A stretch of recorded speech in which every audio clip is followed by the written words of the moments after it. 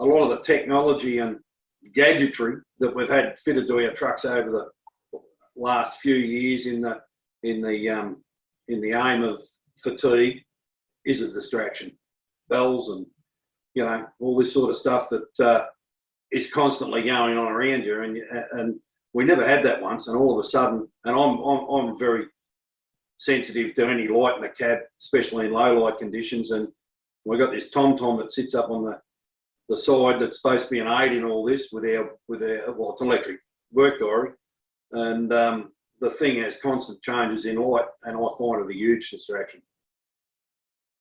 When you sort of fatigue, your memory gets stuck somewhere, and you, instead of going on the road, your mind is somewhere else, thinking of something, and the response of the body slows down.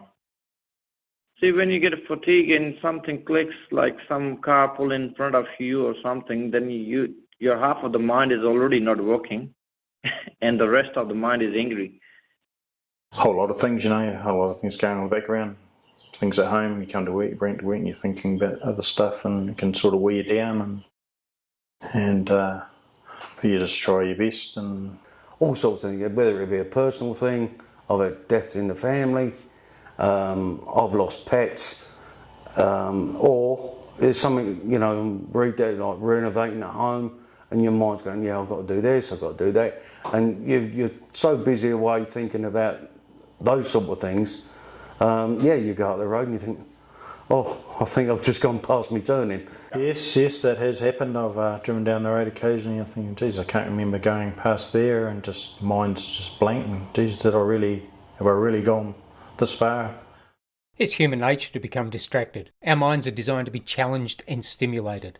And when we get bored by tasks such as driving, we find other things to do. Driving as a profession is by nature a solitary activity, with drivers often experiencing loneliness, boredom and declining vigilance, leading them to engage in secondary tasks. This becomes a more complex issue when a driver is fatigued and commonplace tasks demand greater attention. Combined with distraction, that means a heightened risk of making a mistake. Fatigue has physical, mental and emotional attributes. Heavy vehicle drivers are at risk of developing chronic fatigue due to hectic work schedules and sleep loss associated with long-haul driving. In 2020, 8% of all truck large loss crashes in Australia were caused by fatigue. When we are fatigued, our brains start looking for thoughts or activities to keep us awake, and this becomes distraction. And it's been shown to represent a specific risk for professional drivers, contributing to an estimated 10 to 30% of collisions. Driver distraction occurs when attention moves to a non-critical activity. We think about it mostly on the road, but it could also happen when loading or unloading, or getting in or out of the cab. Daydreaming or focusing on a stressful issue can lead to a reduced focus on critical workplace requirements. And research also shows that secondary or distracting tasks requiring a driver's attention for more than a couple of seconds increase crash risk threefold. So as a driver, what are some of the options you have to keep sharp and focused in the workplace? I'm normally early to bed. I'll be get home, have tea, shower, whatever, and then I'm sort of in the pillow every night by 9 o'clock.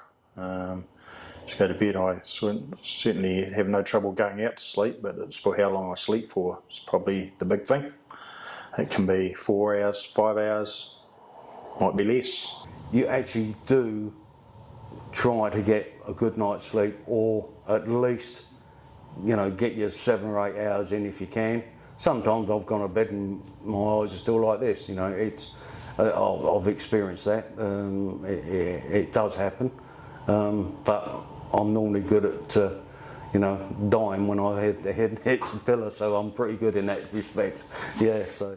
It's very difficult to focus when you're tired. I definitely try to jump out of the truck when I can, have a little walk around, get the blood flowing. Another thing is, maybe if I'm really tired and I couldn't have any sleep, I usually just try to have a quick nap in the truck a little bit during my breaks. Usually, yes, just getting out of the truck, during my breaks and things, I try to do some activities like the word games and such, like on the phone and that, just like, you know, some brain games and such. I try to drink water and settle things down and think about positive things. Whatever is happening to me, and you know where I am, and you know where I belong, and now I'm in a good place and all that things. So try to bring the positive thoughts, and yeah, if you have a time to pull over, just have a bit time for yourself, 15, 20 or half, whatever. Just take your time, you know. If you think that you have to take a break after 2 hours, take it. Don't wait for 5 hours. It's going to sound like you're not concentrating on the job, but I find if you keep the mind active, you know, one of the biggest problems these days is everything's got so easy. You know, the trucks we've got are so easy to drive now. A lot of trucks are automatic, so that's one less job you've got to do. The roads, apart from being rough as guts, but the roads are wide, and you know, there's not as much to have to concentrate on as what there was in the past, you know, 20, 30 years ago. But I find if I can keep the mind active during the day, and I listen to talkback, so you can get involved in that, and your mind's not wandering. You're certainly alert on the job, but you can, you know, have thoughts about other stuff, and yeah, certainly keep yourself going. Yeah. Firstly, identify what distracts you the most. Think about what and when this occurs and how you can minimise it happening. Know yourself and be aware of the early warning signs of fatigue and distraction. And be self-aware. Look after your health and well-being. Find a physical activity during your scheduled short breaks, perhaps a short walk or stretches, and focus on positive thoughts and memories.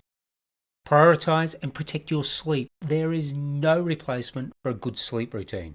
It's how the body repairs itself and protects the brain. And maintain a healthy diet. As an employer, there are also some critical key steps you can take for the health and well-being of employees and other road users. Make safety a priority at all levels and use technology in your favour, using in-vehicle systems not only for real-time driver monitoring, but also to strengthen safety management plans. Organise shifts, rosters and breaks to ensure that workers have a work-life balance where they are focused and performing safely on the job. And create a culture of safety through the prioritisation of sleep as a key aspect of driver well-being, and encourage the reporting of fatigue and stress without negative consequence. It's human nature to become distracted, and it's easy to become fatigued and overwhelmed. If you do recognise any of the warning signs, act immediately.